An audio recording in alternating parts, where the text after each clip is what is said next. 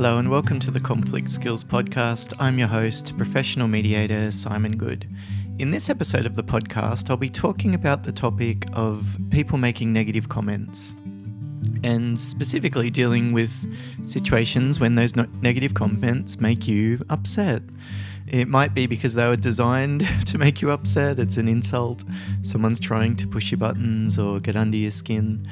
Or maybe it's just something that has struck a nerve within you for whatever reason. It's, a comment that's made you either feel uncomfortable, or maybe you've experienced it as criticism or judgment. Maybe it's made you self-conscious or embarrassed, or just hurt. Maybe you feel almost a sense of betrayal or anger, maybe at the person who's said something that's upset you. You can't say that about my mum, whatever. So in the podcast today, I'll be talking about some strategies that we can use to manage those kind of situations where someone else is making negative comments. The reason that I thought this would be a helpful topic is because it's a very commonly asked question when I'm running conflict resolution training workshops. And actually, I was talking to someone just a week ago. It actually was not related directly to the workshop. We were talking about workplace conflict and workplace communication, specifically dealing with clients and clarifying and setting realistic expectations. But this question actually was brought to me after the session. One of the ladies stayed that was in the training. She said a few kind words about how useful it was. And then she said, "Can I just ask you something about my ex-partner?" And for me, when I first became a mediator, I worked for a long time with families post-separation. Often court-ordered clients would come and see us in some of the programs that I worked in. And it was I still feel almost a little bit traumatized by just the relentless level of some of these conflicts, the vindictiveness, the seething hatred that these people would feel towards each other. And I think the reason I've been so affected is because, I could deal with two people hating each other, but the kids involved in these situations was just so heartbreaking for me. I trained for a while as a counselor working with kids post-separation, and I ran different therapeutic group programs. And so I'm always, I think when someone comes and says, "Can I talk to you about my ex-partner?" To be honest, I think because of my background, I immediately start to think about family violence and coercive controlling patterns of behavior. And then all of this is within the framework of a legislative process. And, there's the Family Law Act in Australia and other countries would have similar acts governing what people can and can't do with their kids after they separate or get a divorce. And so I could tell, though, with the way that this person spoke was that she was feeling really probably quite traumatized by the current conflict, like shaking a little bit, and her voice was quivering. And immediately as she started talking, she had tears in her eyes. So she had a young child, I think 5 years old from memory, and they were going to spend time with dad every week. So every weekend they would meet and do a changeover kind of thing, a handover where mum would meet and the kids would go off with dad. And apparently dad's new partner, his new girlfriend, often made negative comments about this lady I was talking to. But the thing was more to do with the dad's comments, and she could handle the comments about her appearance made by the new girlfriend. But the thing that she said really upset her was the negative comments constantly made about her kid. This is her 5-year-old, and implying that she's not being a good mum. So she said that the dad would often say things like, what's wrong with him? Do you even feed him? Every time I see him, he's more skinny than the time before. I mean, that's just an example, but she was really worried not just about the effect on herself. I mean, implying that she's a bad mum. That was something that upset her, especially given that she at least felt that this guy had never actually been interested in being a parent until they separated. And actually, he's probably still not. It's his new girlfriend who wants the kids, but whatever. That aside, her bigger concern was about the child, hearing these negative comments made about him, like, "You're skinny," and then also, negative comments made about mum. And sort of the implication here is that if kids are made of half mum and half dad, then when we hear negative comments made about one of our parents, it's not the same as hearing negative comments made about a stranger. There's a self-reference involved, and it might mean that it impacts on his self-perception. So anyway, the mum was talking about what can she do about these negative comments. And so We went through a few different topics and talked about her situation. And as I say, it's what's prompted me to bring up this as a topic on the podcast. It's not just post-separation and family situations, though. Clients will make rude comments every now and then. Do you even know what you're doing? This whole place is a complete joke. Finally, someone who seems to have a brain in their head. These negative, derisive types of comments that people often experience getting from clients, or it might even be colleagues making rude comments about you, a boss who's insensitive or a bit of a bully. And people often come to me and ask questions like, what can I do to stop it? So I suppose what I often begin as we're talking about this topic of how to deal with negative comments is I say to them, well, what's your goal in that situation? Because what I've noticed is that people often have this implied or subconscious goal of stopping it. How do I stop it? And I often say, well, what's your goal in that situation? I want to stop the negative comments. Well, let's think about this for a moment. It sounds like what you'd like to do is not prevent the negative impact the negative comments are making on you. Like, as we drill down to it, it's not so much that they want to control the other person. And, of course, if they could wave a magic wand, they'd like to be treated respectfully, etc. But if we go down to like, what's the good enough, what can you live with type of goal, like let's just put success in the most attainable version of it as possible to give us the best chance of getting there, what would that look like? It's that they're not affected. The other person can say whatever they want and it doesn't affect them. Or maybe the goal actually is that they're wanting to be able to support the other people involved in the situation and minimize the negative impact on them. So we might have a longer term goal of stopping it, but in the meantime, we've got other goals like minimizing the negative impact on us and supporting other people involved. And I think the reason why people lose sight of those other goals and maybe they just focus on the goal of stopping it is because they haven't considered what I often call the circles of control. If you think about 3 concentric circles moving out, like 3 circles inside each other, like a target on a dartboard almost, a bow and arrow you might shoot at. In the middle would be you, and immediately surrounding you are the things that you can control. It's often what you say and what you do. There's also a level outside of that, the next ring out, which is what we can influence. There's things that we can ask for, we can persuade someone else, we can give information, we can try to convince someone that something's right or wrong, or to do something or to stop doing something. But ultimately, we can't fully control what someone else does. And we definitely can't control what someone else thinks and what someone else feels. And again, often in conflict training, I say something like, well, they're just being ridiculous. I told them clearly this is what was going to happen. And then it happened and they had the audacity to act surprised.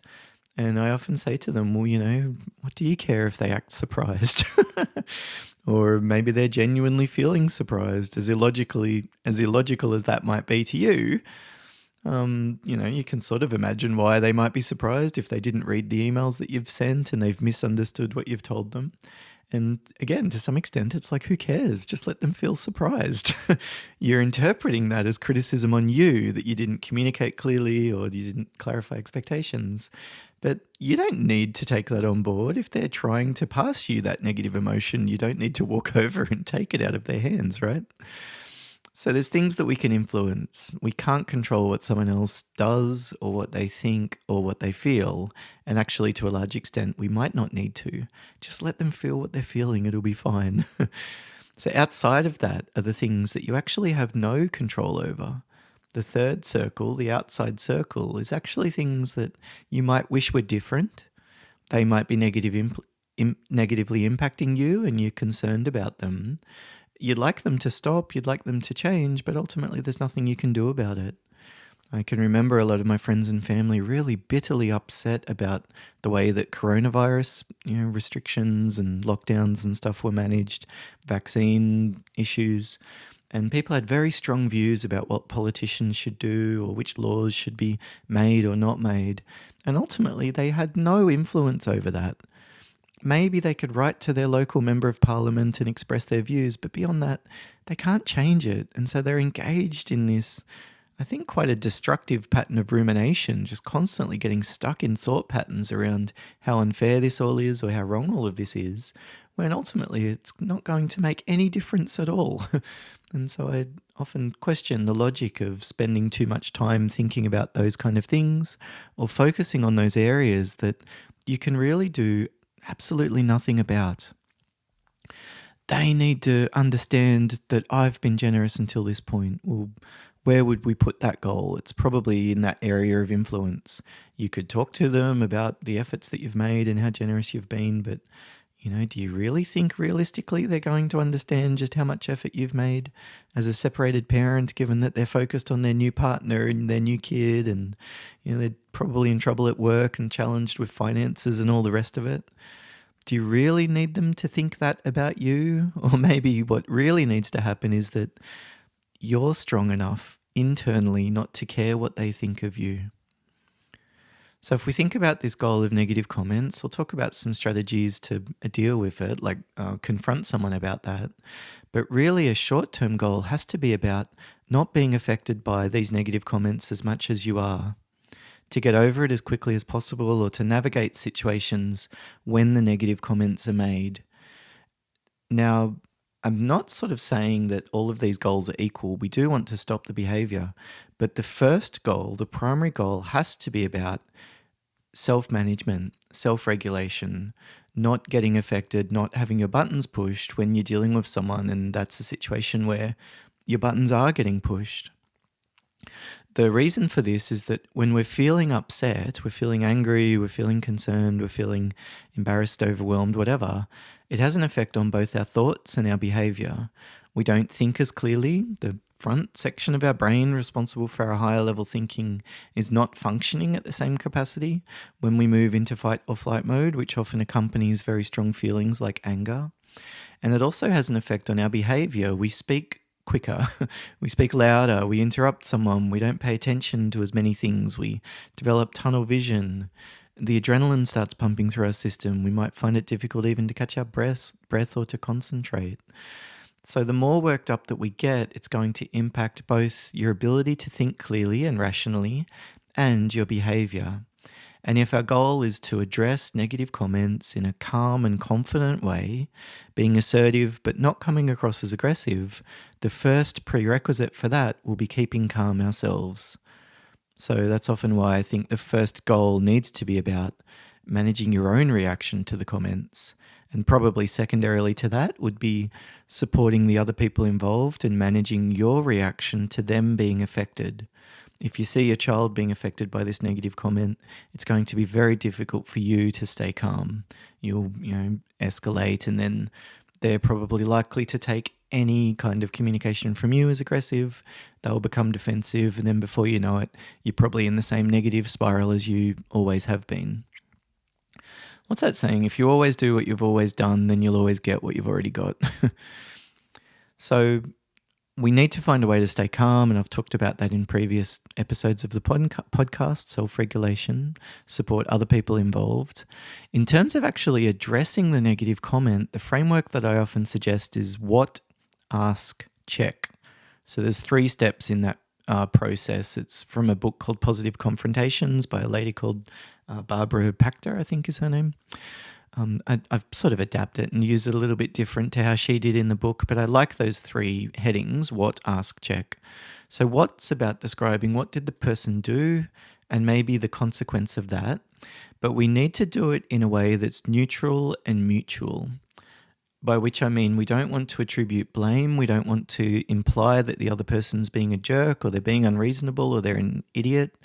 We just want to state the behavior neutrally.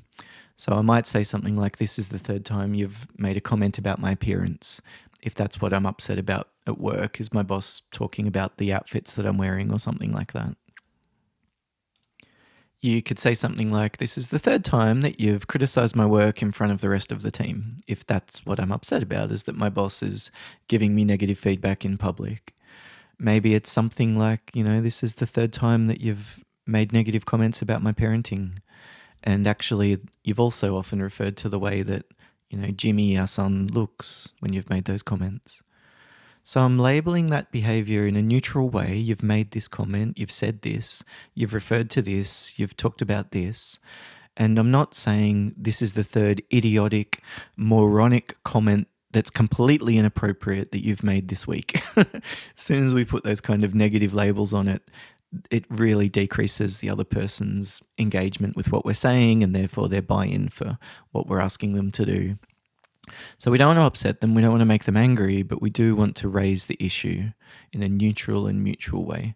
By mutual, maybe there's moments where you might say something like, look, I just want to talk to you about these comments that I've heard you making recently about my appearance. It sounds like we've got a different set of expectations about that, and I was hoping to clarify things. Maybe you would say something like, look, probably other people don't mind you making comments about their work in front of the rest of the team though. For me, I actually find those kind of situations uncomfortable. I was hoping to talk to you and maybe figure out a way to still receive feedback and get feedback on my work, but maybe just let you know a bit about how I was feeling and see if there might be some options that would work for both of us. And if you've got 5 minutes now, would it be better if I come back later? So we do the what. This is a negative comment that you've made, and maybe the mutual part is that we've got different expectations around this or different norms, or we've probably got a different idea of what's appropriate and what's not, or the best timing for this or the best way to have these conversations. You might say something like it's the third time or the second time, just to let them know that you've not just putting them, what would you say? You don't want to come across as if you're overreacting. So at least explaining that it's a brief pattern might at least help them to understand that, there's some levity, there's some seriousness to this topic for you. So you don't necessarily need to talk about that it's inappropriate or it's against the rules or anything like that. It's perfectly fine just to say, look, when these comments happen, it makes me feel self-conscious. Or, look, I just want to talk to you about these comments because I'm not sure that you would make them to all of the other members of the team, and it makes me conscious that I'm being treated differently, something like that. You could say something like, it makes me feel embarrassed, or I think it's lowering my authority within other people who are watching, that maybe there's a practical consequence that you could talk about. There's no right and wrong. It really depends on the situation and the context, I guess. So that's the what. The second step in the process is the ask, which is where we ask the person to change their behavior. What do you want them to do? Can you please not make those kind of comments? Would you mind holding off on those kind of comments during the team meetings when everyone's there? Could you please not comment on my appearance unless you feel like it's outside of HR guidelines? The final step in the process then is ask, which is where we basically check in. Look, would that be okay? Could you please not make those kind of comments about my appearance? Would that be all right? Are there any issues with this on your end? I don't know, maybe I'm misreading things. What's your take on the situation? Does that sound like something you can agree to? We're basically just saying, look, how is that sitting with you? Most of the time, the person just says, yep, no worries. But at least, again, we've sort of confirmed their buy-in rather than just saying, can you not make those kind of comments and walking away? And then I guess we're just hoping that the other person's on board with what we've effectively just demanded that they do. It also might mean, though, that they raise an excuse or a reason why for their behavior in the past, or maybe even why it can't change. And I often say that that's actually a good thing. It's better to put that topic on the table and talk it through. So maybe you say to someone like, can you please not comment on my appearance? And they say, would that be okay? And they say something like, I had no idea that was something that you were sensitive about. And then I guess we can then decide, what do we do there? We could just be firm and say, look, I'd appreciate if you don't make those kind of comments. Just reinforce what we've already asked. We don't need to take the bait, open up the can of worms of them implying that we're overly sensitive or something like that. We could say something like, it's not that I'm sensitive to it, it's that I feel like these comments aren't appropriate. Could you please not make them moving forward? Is that manageable on your end? Or look, is that okay? Would that be all right? Are there any issues with that? It's almost better that then we let them say you're being overly sensitive and we say, nevertheless, I still want you to do it. Again, it sort of just takes that excuse off the table that they can use. We're holding them more to account. We've put them on notice by just being that little bit more direct. So just to summarize then, the approach that I would suggest is that what, ask, check framework. What did they do? Ask for the change in behavior, and then some type of check-in or just confirming that that would be okay. But followed by, as I said earlier, just that real effort and focus on minimizing the impact of the negative comments on yourself, both in the moment as well as after the interaction. That often needs a longer term, deliberate focus on self-care, balance, and well-being. Something like a regular 10-minute meditation practice every day, or doing 5 or 10 minutes of yoga at the beginning and at the end of the day, which improves your flexibility, helps you sleep better, decreases the level of cortisol, the stress hormone pumping through your system. And then the next day when you show up, then you're more likely to not be affected as well because you're in that more balanced state versus going from that horrible interaction with your ex-partner home, having 3 glasses of wine, falling asleep at 4 p.m, waking up at 9 p.m, having a really hard time getting back to sleep, showing up the next day to pick up your kid and you're frazzled and a little bit hungover and probably quite hypervigilant to negative comments that are made and more likely to escalate and react when someone like your ex-partner is trying to push your buttons. If you have a question or a comment about the podcast, you can email podcast@simongood.com. Otherwise, all the best. Thank you very much for listening, and I hope that it's been helpful for you to navigate and manage your conflicts that you're involved in or supporting other people through at the moment. Bye for now.